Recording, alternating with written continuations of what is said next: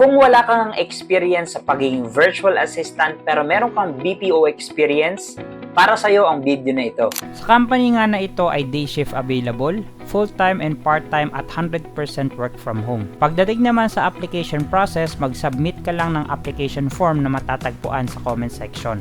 Pangalawa is prepare for interviews, initial and client interview. Pangatlo ay pwede ka na maging virtual assistant sa company na ito. Ang mga available positions sa company na ito is admin and social media management, customer and sales support officer, sales assistant for inbound or outbound outreach at madami pang iba. At kung wala kang experience sa pagiging virtual assistant pero meron kang BPO experience ay pwede ka dito. At kung gusto mo nga mag-apply, i-click mo lang yung link na nasa comment section. At ang job ad code ay makikita mo sa napili mong position. Fill upan mo lang ang iba pang mga information at isubmit ito. Ano pang hinihintay mo? Apply na!